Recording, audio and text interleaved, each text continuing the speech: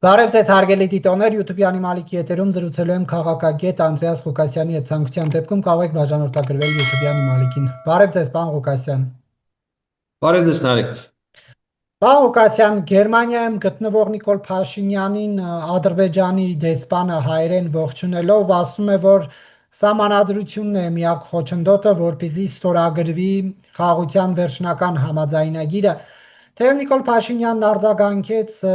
իր հակափաստարկները ներկայացրեց, բայց այնուհանդերձ ինչու է Սահմանադրությունը շարունակում մնալ հայ-ադրբեջանական հարաբերությունների կարգավորման գործընթացի հիմնական խոչընդոտը ըստ ադրբեջանական կողմի։ Ֆորմալ առումով այսօր գործող Սահմանադրության նախաբանի մեջ տրված է Հայաստանի քաղաքացիների, Հայաստանի ժողովրդի համաձայնությունը Արցախի և Հայաստանի միավորման։ Եվ դա շատ ֆորմալ իհարկե մոտեցում է, այդ փաստարկը իրականում խոչընդոտ չի խաղաղ կարգավորման համար, Ադրբեջանի կարծիքով այս փաստարկից բռնվելը ավելի շատ մարտավարական նշանակություն ունի։ Մենք տեսանք, որ նախաստորագրված է խաղաղության կարելի է ասել շրջանակային պայմանագիրը Հայաստանի և Ադրբեջանի միջև, բայց երբ այն կլինի ստորագրված, կախված է ինչ-որ քաղաքական հանգամանքներից։ Ֆորմալ, որպես փաստարկ բերվում է այդ Սահմանադրության փոփոխության անհրաժեշտության փաստարկը, ինքը իհարկե շատ նսեմացնող է Հայաստանի համար, դրա համար վարչապետ Փաշինյանը փորձում է ամեն կերպ քողարկել այդ բանը, բայց գիտենք, որ իշխող ուժը մտադրություն ունի նախաբանը հանելու Սահմանադրությունից, նոր Սահմանադրություն ընդունել առանց այդ նախաբանի։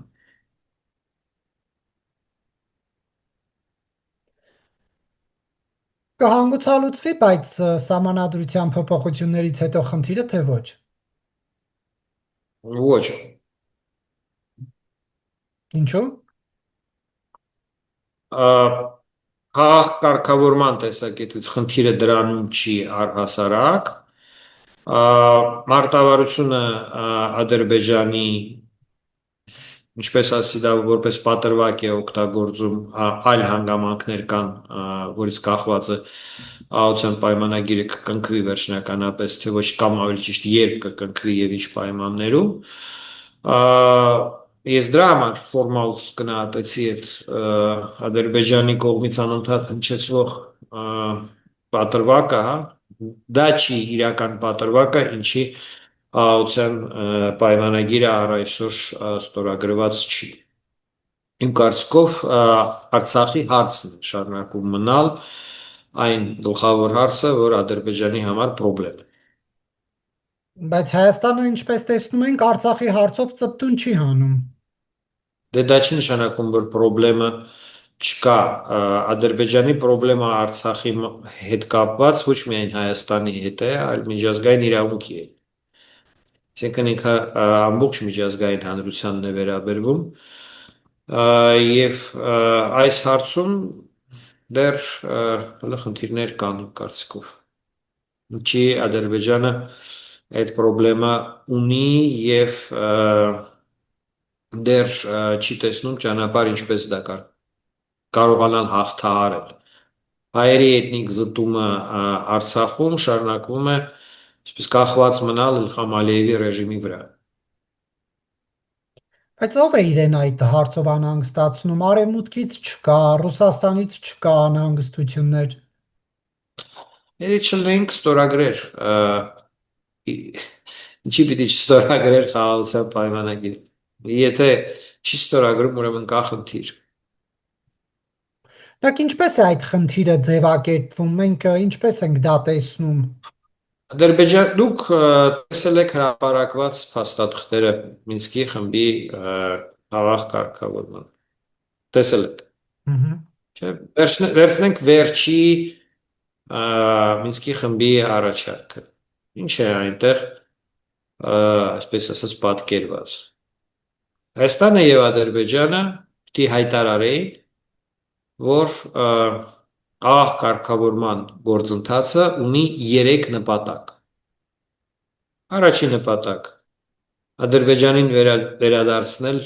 7 շրջաններ Մայքյան վտանգության խորհրդի կողմից 93 թվականին տեղական հայերի կողմից գրավյալ ճանաչված այդ 7 շրջանները բոլորին հայտնի։ Երկրորդ նպատակը որոշել իրավական կարգավիճակը Արցախի հանրաքվեի միջոցով Արցախում Լեռնային Ղարաբաղում ավելի կոնկրետ Լեռնային Ղարաբաղի նախկին ինքնավար մարզի տարածքում Լեռնային Ղարաբաղի ամբողջ բնակչության ազատ կամ արտահայտության միջոցով հանրաքվեի միջոցով որոշել իրավական կարգավիճակը վերջնական եւ երրորդը վերականգնել բոլոր տնտեսական, տրանսպորտային, կոմունիկացիոն կապերը, բնականon խաղաղ հարաբերությունները երկու պետությունների միջև։ Այս պահի դրությամբ երկրորդ նպատակը այս թվարկածներից անհասանելի է։ Հայերը պիտի հետ վերադառնան Լեռնային Ղարաբաղ, Արցախ, պետք է պայմաններ ստեղծվեն հանրաքվե անցկացնելու համար եւ այլն, այդ խնդիրները մնում են։ Այն մնում է Եվրոմիության համար եւ դրա մասին կան բանաձևեր Եվրոխորհրդարանը այս տարիների ընթացքում ընդունված եւ առհասարակ դա մնում է ինչ որ պետությունների օրակարգում դա մնում է Ֆրանսիայի օրինակ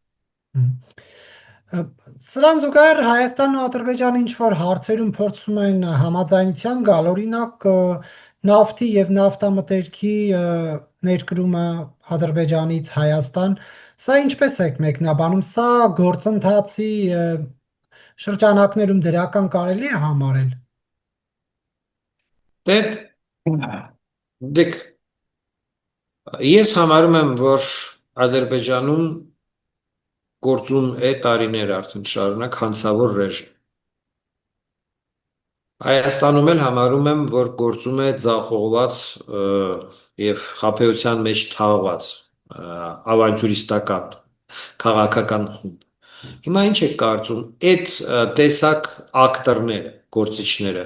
ինչ-որ մի դրական բան կարող են մատուցել ժողովուրդներին, աշխարհին եւ այլն։ Իրենք զբաղված են այլ խնդիրներով եւ իմ կարծիքով այդ բոլոր հնչող, այսպես ասած, հայտարարությունները դա փորձեր են շրջանցել այն ինչը որ ասեցի։ Խաղաղ կարգավորման նպատակներից մեկն էր, իդեպ այդ բոլոր նպատակները փոխկապակցված էին փաթեթային իրար հետ փոխկապակցված, որոնք պիտի իրագործվեին միասին, անջատ չեն կարող դրանք իրականացվել։ Նա այդ նպատակներից մեկը ուժով վերացվել է, ինչ է կարծում, աշխարհը պիտի դա մարսի, իհարկե Հայաստանի իշխանությունները տեսնում ենք ամեն կերպ աջակցում են Ադրբեջանին պատասխանատվությունից խուսափել հայերի էթնիկ զտման համար։ Ադրբեջանն էլ ամեն կերպ փորձում է աշխարհին համոզել, որ մի խանգարեք խաղաղ կարգավորման, լսել եք, չէ՞, արտահայտություն։ Մի խանգարեք խաղաղ կարգավորմանը, տեսեք, բենզին ենք ծախում հայերին, ինչ լավ է։ 120,000 մարդ, հա, զրկված են իրենց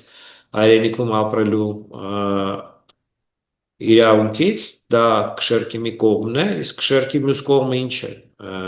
Հայաստանին բենզին վաճառելու խոստումը համադրել են դրանք ծր կարծիքով։ Իհարկե ոչ։ Սա նորից եմ ասում, այս բոլորը նրա մասին է հիմա ինչպես փրկել Ալիևին պատասխանատվությունից Այսօրվա Հայաստանի ղեկավարությունը այլ քաղաքականություն չի կարող իրականացնել, քննարկել ենք ձեր եթերում, պատմականորեն փոխկապակցված է Ադրբեջանի իշխանությունների հետ, նաև Ռուսաստանը այս ամեն ինչի մեջ մեծ դերակատարություն ունի իրա, այսպես մոդերացիան սկզբանը եղել է այս ամենի հիմքում եւ այս փոխկապակցվածությունը ստեղծում է այսօր այս ամբողջ լարվածությունը գումարած նրան, որ հակամարտությունը Ռուսաստանի Եվրոմիության հետ ավելի է բարդացնում իրավիճակը եւ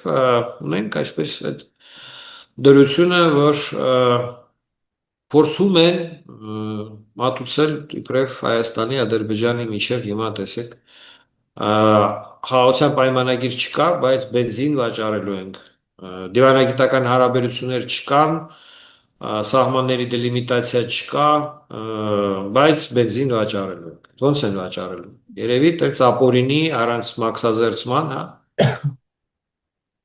Շարքացած ապրանք, որը որ պիտի անցնի հայ-ադրբեջանական սահմանը, պաշտոնապես անցնի սահմանը, չէ՞, սահմանը պիտի ճանաչված լինի, մաքսատներ պիտի կառուցված լինեն եւ այլն։ Մենք տեսնում ենք, որ հիմա այս ամեն ինչը արվում է իմիտացիայի, այսպես ասած, ռեժիմով։ Դելիմիտացիան արվում է իմիտացիայի ռեժիմով, դա իրական օրենքով, կանոններով, փորձով, միջպետական միջազգային փորձով ճանապարհով չի ընթանում։ Ընթանում է դրան նման, բայց ոչ այնպես, ինչպես պետք է լիներ։ Եվ նույնը այս արևտրի մասին հայտարարությունը։ Հասկանալի է, որ մինչև խաղաղության պայմանագիրը չկնքվի, սահմանները չհստակեցվեն, մաքսակետերը չբացվեն, դիվանագիտական հարաբերությունները չհաստատվեն, վրանկափոխանակում չի կարող լինել։ Կամ եթե դա լինելու է, դա ինչ-որ անվանել կանոնավոր տնտեսական հարաբերություններ հնարավոր չի լինի։ Դա ինչ-որ այլ բան է։ Պարոն Ղուկասյան, Նիկոլ Փաշինյանի այցը Գերմանիա եւ այդ երկրի հետ ռազմավարական համագործակցության հաստատող ստորագրել արդյոք կարելի է համարել Եվրամիության հետ հարաբերությունները խորացնելու քայլ։ Ես կարծում եմ, որ դա բլեֆ է, մենք տեսել ենք Սերժ Սարգսյանի կողմից ասոցիացման պայմանագրի ստորագրման գործընթաց եւ այլն, ընտրություններից ընդառաջ մնացել է 5 ամիս մինչև 6 ամիս մինչև ընտրությունները, իշխանությունն ուզում է ամեն կերպ ցույց տա, որ եվրոպական, այսպես ասած, օրակարգ ունի արտաքին քաղաքականության մեջ, դա կապված է ընտրությունների հետ։ Դա չկար ընտրություններից առաջ, չէ, մի տարի առաջ չկար, 2 տարի առաջ չկար, ինչ-որ բան խանգարում էր Գերմանիայի հետ ռազմավարական հարաբերությունների մասին պայմանագիր կնքել 2 կամ 3 տարի առաջ։ Անհրաժեշտություն ծնվեց դա ընտրություններին ընդառաջ անել, հա։ Ես կարծում եմ, որ Հայաստանում այդ տեսել ենք կրկնվում է այն ինչ որ եղել է 13 թվականին ցանկացած ձախողված իշխանություն Հայաստանում կանգնում է փաստի առաջ ոնց հաղթահարել ընտրությունների շեմը հարկավոր է Եվրոպայի աջակցությունը եւ սկսվում են այդ չակերտավոր այս fake բաներ ստորագրում են պատրաստ են ստորագրել խոստանում են մամայի արև են երթվում եւ այլն, բայց հետո գալիս է սեպտեմբերի 3։ Ոչ մի լավ բան տեղի չի ունենում փաստորեն։ Ոչ մի լավ բան չի կարա տեղի ունենա, որովհետեւ շատ սխալ որոշում էր քաղաքացիական պայմանագրի կողմից առաջադրել Նիկոլ Փաշինյանին վարչապետի թեկնածու։ Եվ հիմա ամբողջ քաղաքականությունը ներքին, արտաքին ստորադասված է այդ բարդ խնդրին։ Ինչպես ցածր ռեյտինգ ունեցող, հա, ոչ բավարար ռեյտինգ ունեցող, մեծ բացասական ռեյտինգ ունեցող։ Հələ մի կողմը դրական ռեյտինգն է, մյուս կողմը բացասական ռեյտինգն է։ Նիկոլ Փաշինյանին փորձել, այսպես ասած, աթոռը պահել, հա, երրորդ անգամ, թե արդեն որ երրորդ անգամ այդ խնդիրն է նախորդ ընտրություններում քիչ թե շատ, հա, 21 թվականին աջակցություն կազմում մինչև այդ 18 թվականին մեծ վստահություն էր հանրության կողմից անցել են այդ ժամանակները։ Հիմա պիտի ինչ որ ձևով կարողանան այդ շեմը հաղթահարեն, հա, իշխող ուժը։ Այդ տեխնացուի հետ շատ դժվար է, որովհետև ժողովրդի համար ինքը արդեն վստահելի չի, խորտ է։ Եվ հիմա պիտի բոլոր ջանքերը դրվեն երկրի ներսում, տեսնում եք այդ շոուն եկեղեցու հետ կապված պայքար եկեղեցին պետական ոչ առևտրային կազմակերպության կարգավիճակի բերել, հա, որ պետական քարոզչական մարմին դառնա ինչ որ կառավարությանը կից։ Իսկ արտաքին քաղաքականության մեջ, տեսեք, International Republic Institute-ի հարցումները մի քանի ամիս առաջ ցույց տվեցին, որ Հայաստանում 56% առնվազն եթե վաղը լինի Կիրակի օրը մոտակա լինի հանրաքվե դրված հարց հանրաքվեով համաձայն եք, որ Հայաստանը անդամակցի Եվրոմիությանը, պատասխանել են, որ այո, աջակցելու են եւ իրենց համաձայնությունը տալու։ Հիմա կառավարությունը չի կարա, իշխող ուժը չի կարա այդ իրողությունը անտեսել։ Կպիտի փորձի այդ ձայները ինչ որ ձևով վերել իր կողմ կամ բան դրա համար ներկայանում է այսպես որպես եվրոպական օրակարգով քաղաքական իրականում այն ինչ որ Հայաստանում տեղի է ունենում, դուք ականատես եք ոստիկանության գործողությունների, այդ ոստիկանություններով այսպես կոչված պատարակների եւ այլն, դա եվրոպական արժեքների, եվրոպական քաղաքակրթության հետ, սեփական երկրի սահմանադրության եւ օրենքներին հակասող գործողություններ են, ուստի եւ ոչ մի այսպես հենարան չկա ենթադրելու, որ կա ծրագիր Եվրոմիության հետ խորացնելու հարաբերությունները անդամակցելու կամ եւ այլն իրականում իրողությունն է մեր քաղաքական խոսում է հակառակի մասին։ Պարոն Ղուկասյան, այդ դեպքում ուր է Եվրոպայի արձագանքը ձեր թվարկած խնդիրներին։ Բերլինում Նիկոլ Փաշինյանին մի եվրոպացի պաշտոնյա ասում է, պարոն վարչապետ, ես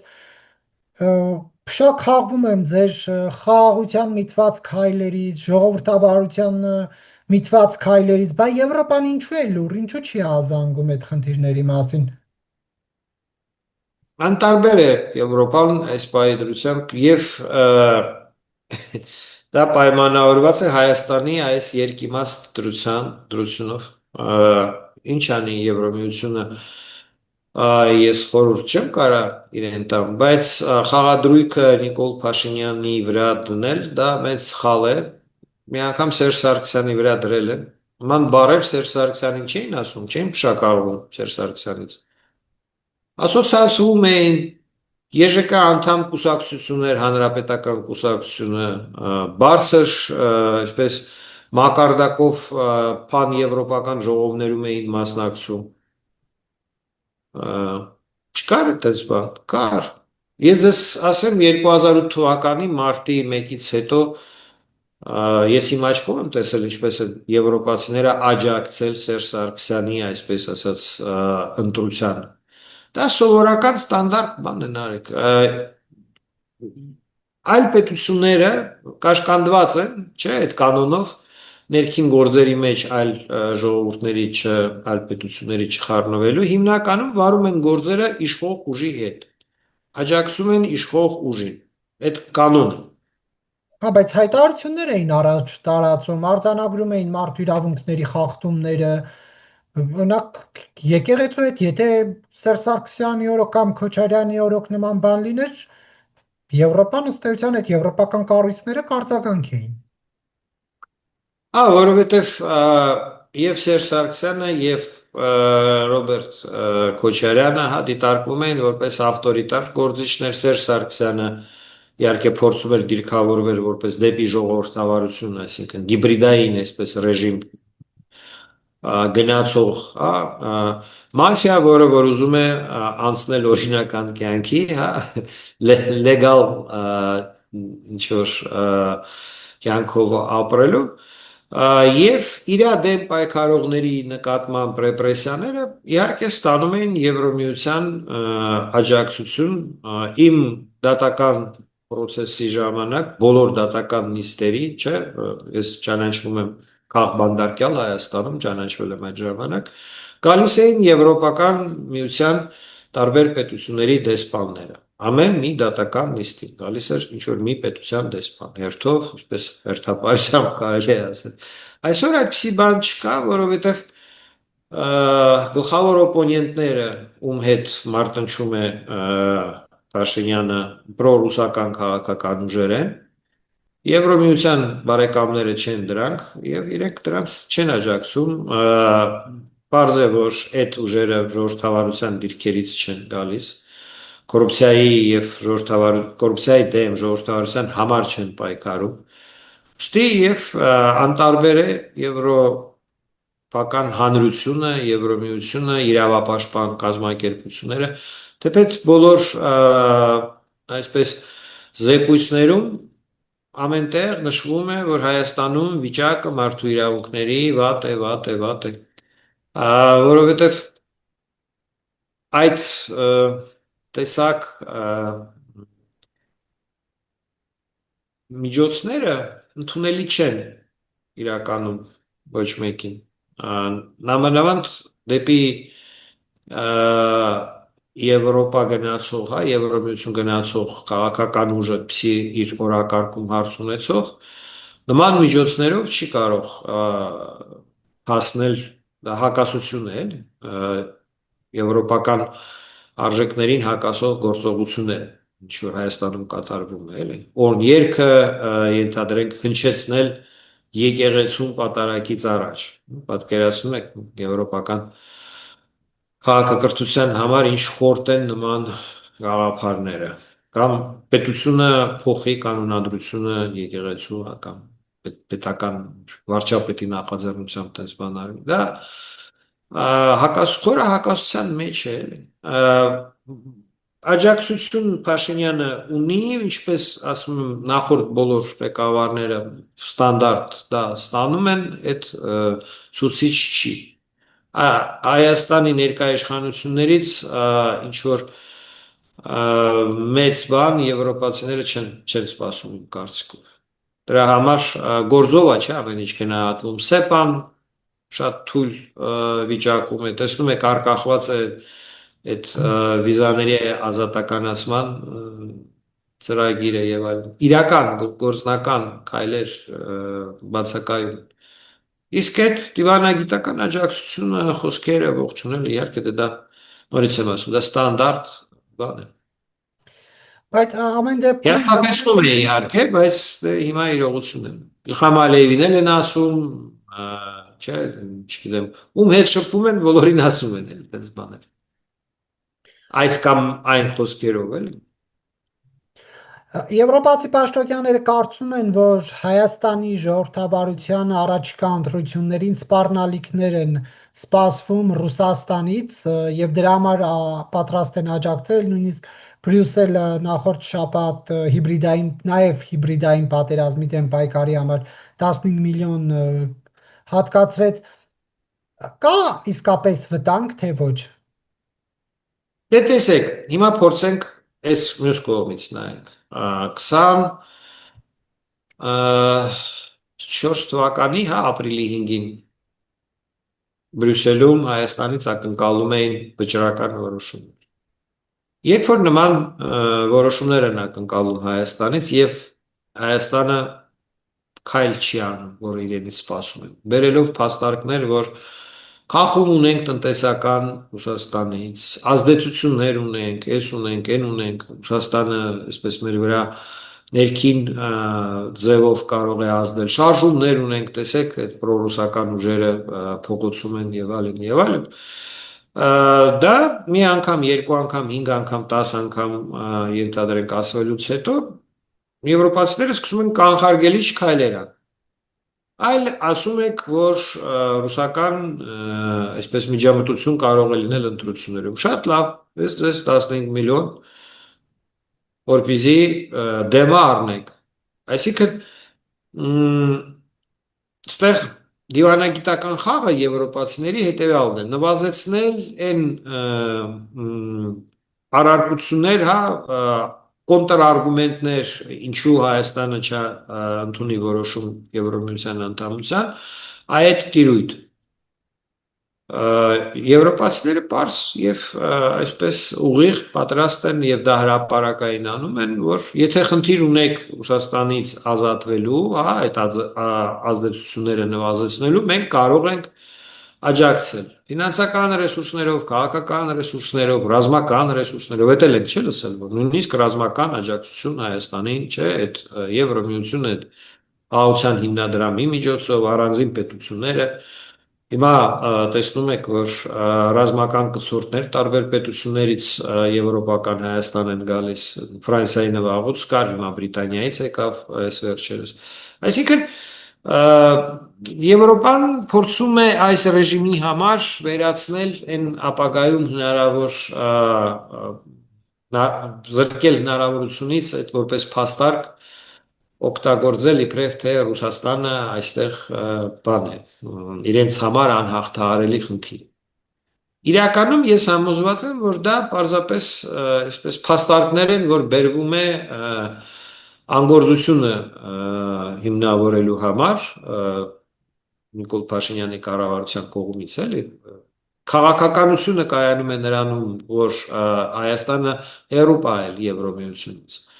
Արժեքային համակարգով Հայաստանի ներկա իշխանությունները գտնվում են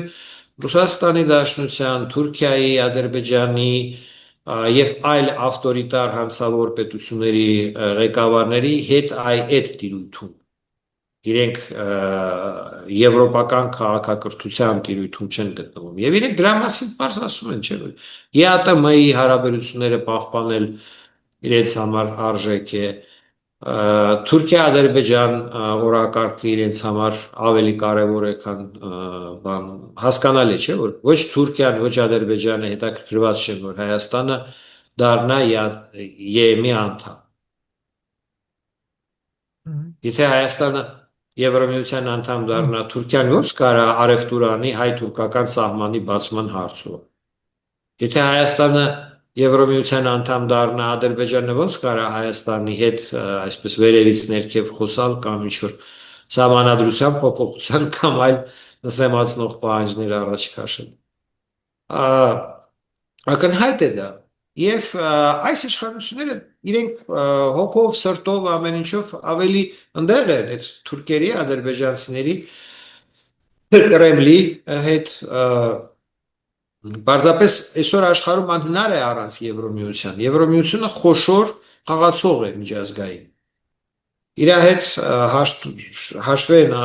նստում եւ ԱՄՆ-ն, եւ Չինաստանը, եւ Ռուսաստանը, բոլորը։ Եվ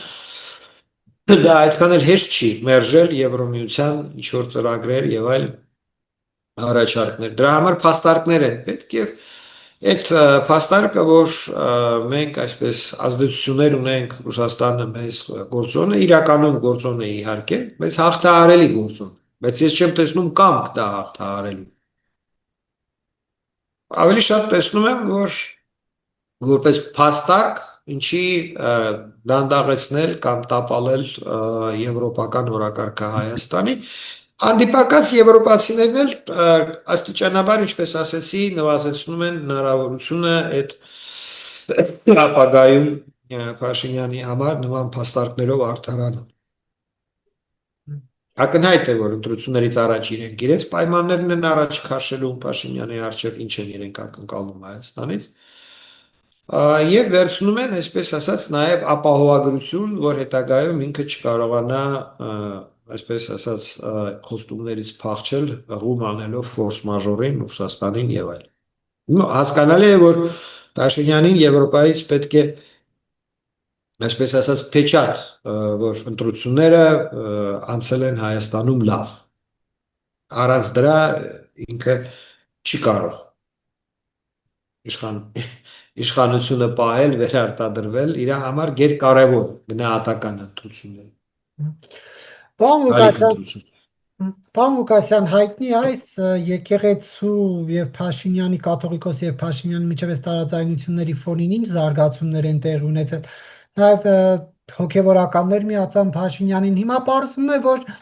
Նավասարդ arczepiskopos Քոչոյանը, որը անցնում էր ապօրինի ծագում ունեցող գույքի բռնագանձման գործընթացներով, դատարանը մերժել է այդ հայցը եւ վարույթը փակվել է։ Սա ինչպես եք մեկնաբանում, արդյոք կապ ունի այս իրադարձությունների հետ, թե ոչ, թեև սա 2024 թվականին է դատարանը բան արել, փակել գործը։ Արեք, ես էսպես եմ նայում։ Հավատացյալները առհասարակ խոցելի ընտրողներ։ Ինչի խոցելի։ Կրոնական կազմակերպությունների ղեկավարները, հոգևոր առաջնորդները, ինչպես որ ասում են այդ մարդկանց քվեարկել, իրենք որպես կանոն այդպես էլ քվեարկում են։ Եվ եթե այսպես դիտարկենք հավատացյալների այդ սոցիալական խումբը Հայաստանում բավականին մեծ է։ Հայաստանը աղքատ երկիր է, խնդիրների մեջ թաղված, բարդ բարոյահոգեբանական մթնոլորտով, նման վիճակում հավատացյալների շարքը թիվը մեծ է լինում, որտեղ մարդիկ փորձում են հավատքի մեջ ինչ որ գտնել հենարան այս ճգնաժամային պայմաններում ապրելու համար։ Բայց դա էլ ստեղծում է կախում այդ մարդկանց մոտ իրենց հոգևոր առաջնորդների հեղինակությունների կարծիքը, սկսում է քաղաքական ուղղորդություն ունենալ քաղաքական տեսակետից իշխող ուժի համար հավատացյալները հարմար սեգմենտ են ընտրողների։ Եթե կրոնական կազմակերպությունների առաջնորդները գործարքի են մտնում իշխող ուժի հետ, տարածում են հրահակ հավատացյալներին քվեարկել կողմ իշխանությանը, ահա եւ էլեկտորալ ինչ որ բավականին երաշխավորված այսպես ասած սեգմենտ ընտրողներ։ Հիմա գործարք եղել է Կճոյանի եւ Մա Փաշինյանի։ խնդիրը կայանում է նրանում, ոնց ես եմ հասկանում, որ կա պատկեր գալիք ընտրություններում ինչ խնդիրներ է իր առջև դնում իշխող։ Իմ կարծիքով իշխող ուժը հասկանում է, որ չափազանց, այսպես ասած, աչքի կընկնի, եթե իրենք պարզապես ցույց տան, որ իրենք 50+1 ձայն են հավաքել։ Դե ամերիկացիները կես տարի մեկ այդ International Republic Institute-ը Հայաստանում հարցումներ է անցկացնում, ֆիքսում է տենդենսը, հանրային կարծիքը հարցնելով ֆիքսում է վարկանիշը, Փաշինյանի վարկանիշը, կուսակցության իշխող վարկանիշը։ Եթե ընտրության արդյունքները շատ տարբերվի այդ վարկանիշից, արդեն հարցեր կառաջանան ընտրական գործընթացների վերաբերյալ։ Այսինքն այդ սահմանափակումը գոյություն ունի հավանաբար։ Ուղղակի պիտի փորձեն հասկանալ ինչ անել եւ իրենց նախընտրական, այդ պլանը, ընտրական պլանը պիտի պարունակի ուզես թե չուզես դրա մասին էլ լսել ենք, որ հաջորդ ընտրություններում իրենք նախատեսում են հաղթել եւ ձևավորել կոալիցիա։ Այսինքն կոալիցիոն գործընկեր պիտի լինի։ Մեծամասնություն իրենք պատկերացնում են, որ կհասնեն մեծամասնությանը ոնց որ Երևանում, հանրապետություն կուսակցության հետ, ինչ որ հավանաբար հետ այդ հանրապետություն կուսակցության հետ կոալիցիայի միջոցով։ Այսինքն արդեն ուրվագծվում է, որ առաջադրանք որոշակի ձայներ հավաքի ԿՊ-ն, որոշակի ձայներ հավաքի քաղաքացիական հանրապետություն կուսակցությունը, որ 50+1 ունենա։ Նաև պիտի, այսպես ասած, նախընտրելի ընդդիմություն ում են տեսնում նախընտրելի ընդդիմություն։ Իմ կարծիքով հանրապետական կուսակցությունը ավելի նախընտրելի ընդդիմություն է Նիկոլ Փաշինյանի եւ իշխող